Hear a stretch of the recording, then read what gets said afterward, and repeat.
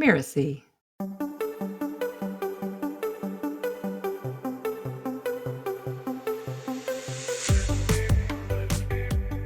The brain works in certain ways, and you can work with the brain or against the brain. And if you're working with the client's brain, change is going to be easier, change is going to be faster, and change is going to be longer lasting.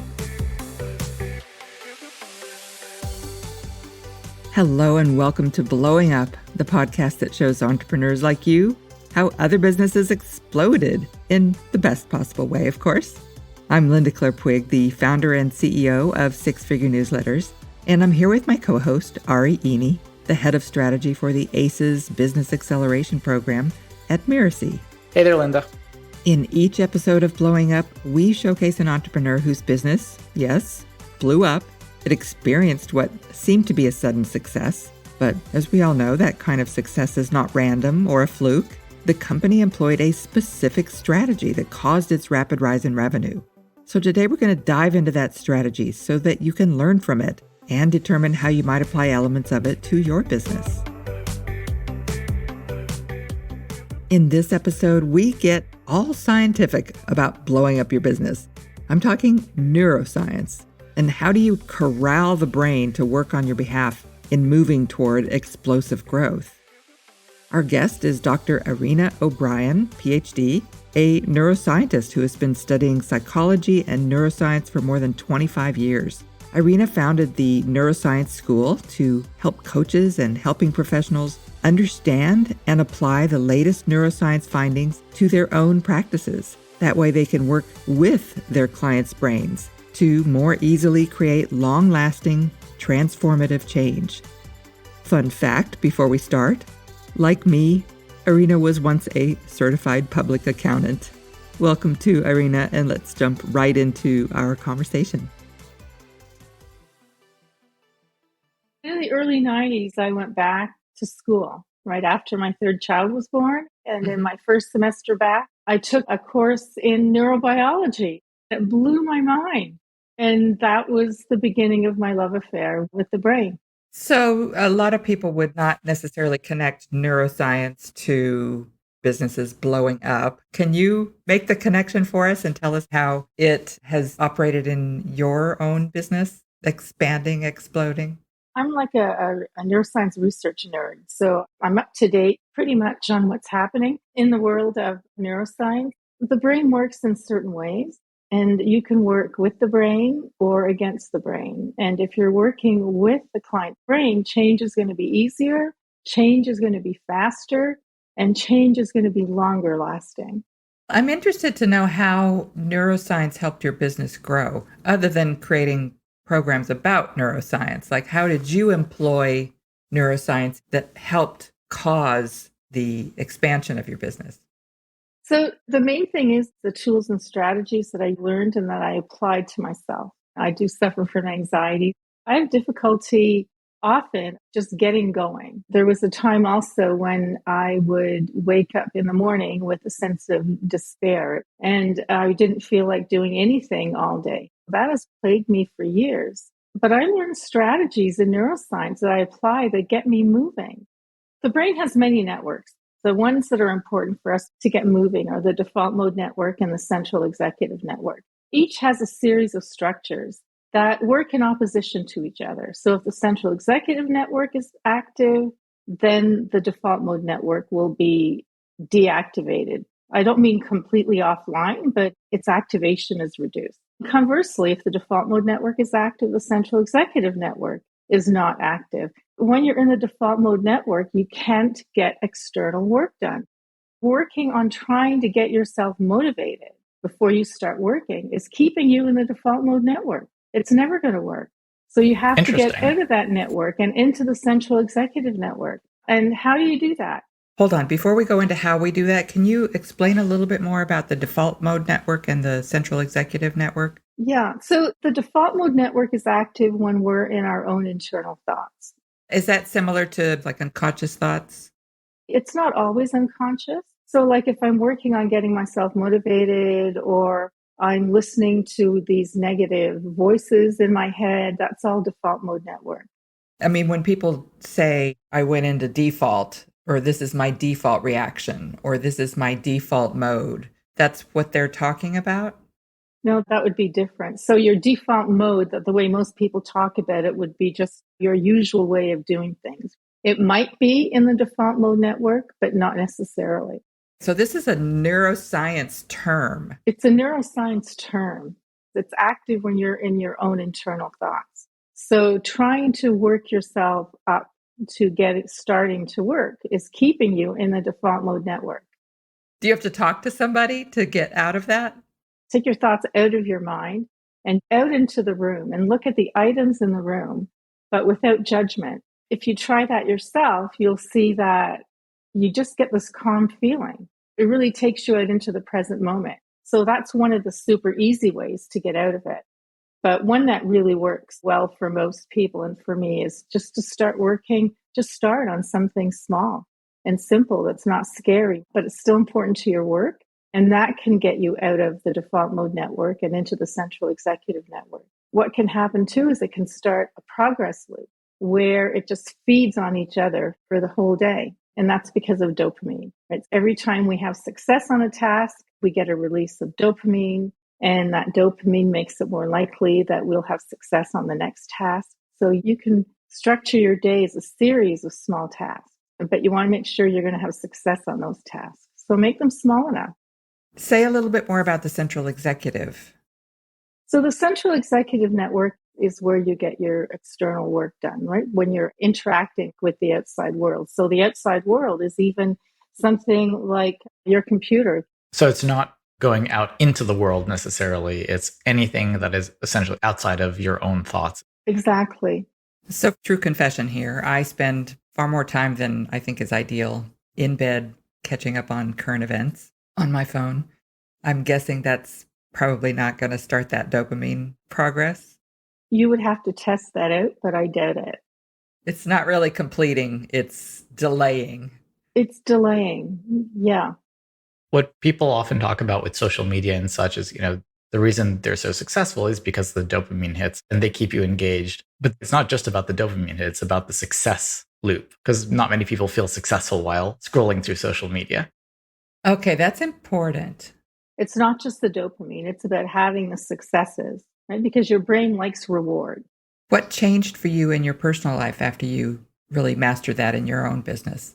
I feel more confident now than before. I feel like a businesswoman. I'm constantly thinking about not just how can I make the program better, or what am I going to write for a blog post, or what am I going to talk about on a call with students, but I'm really focused on what's the next step to grow my business.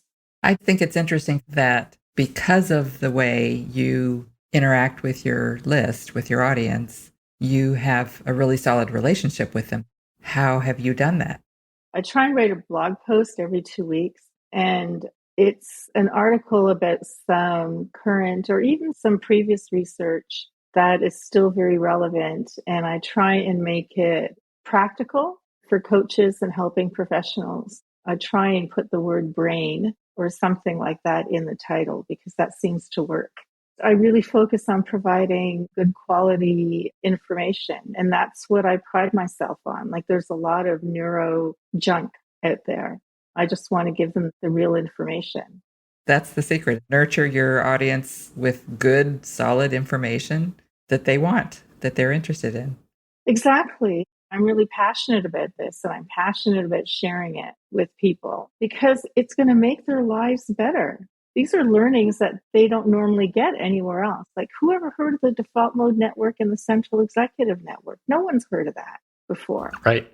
Except for scientists. For the coaches out there, in what ways can adding elements of neuroscience to their practice make a difference for them? There's a reason that people are interested in the work that you do. What is so attractive to people about it? What kind of difference can it make in someone's coaching practice?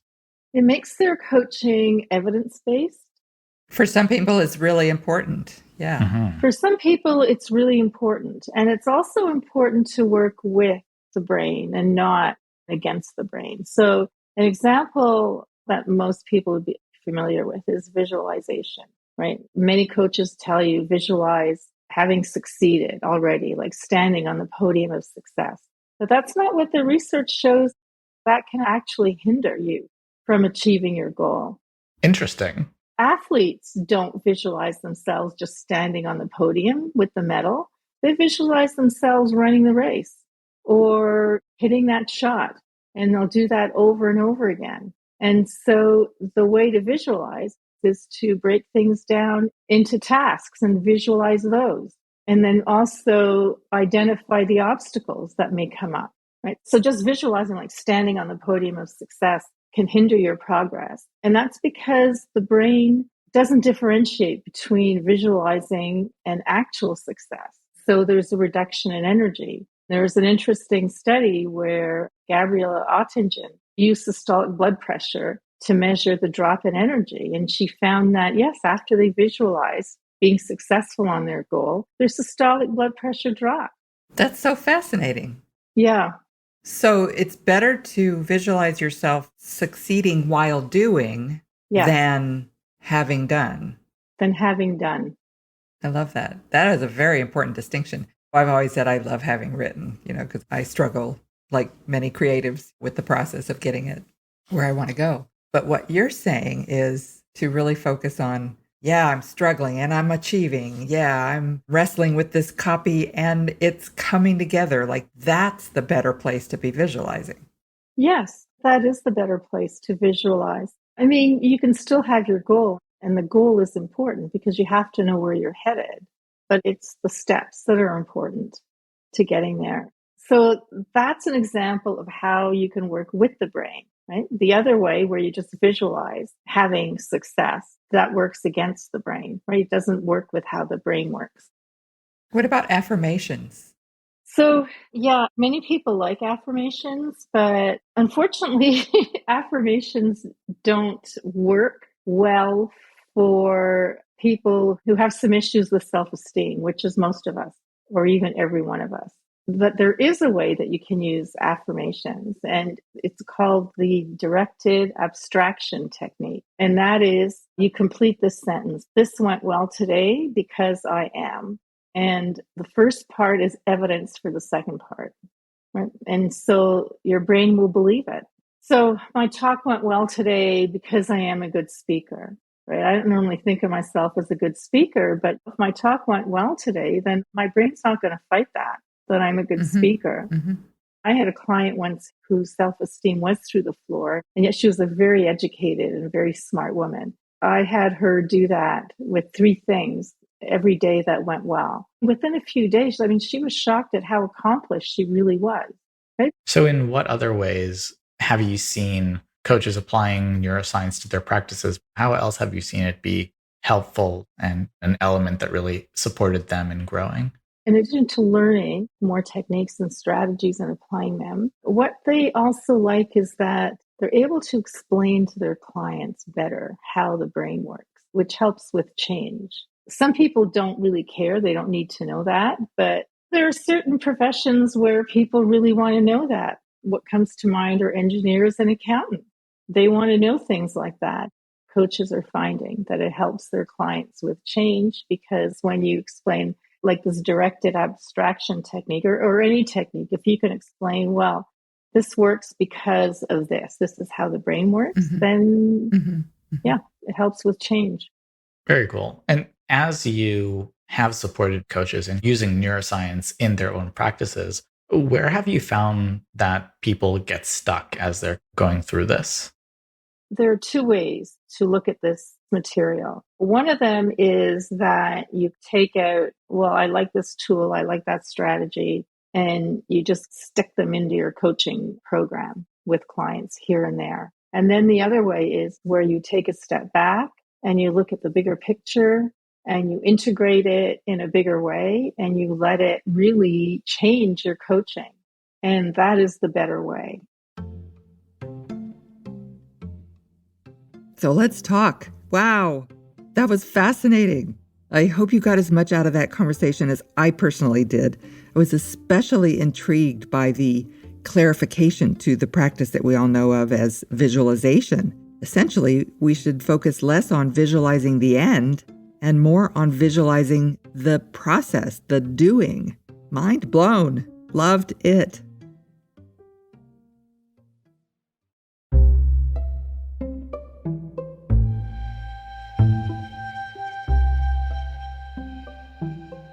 Big thanks to Irena for this intriguing look into how brain science can help us as business owners and help us better serve our clients.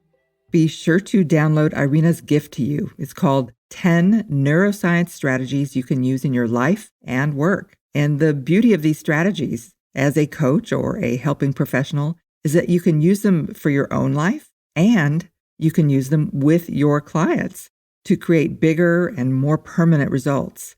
Get your copy of it at blowingup.rocks/Irena. That's blowingup.rocks/Irena. IRENA.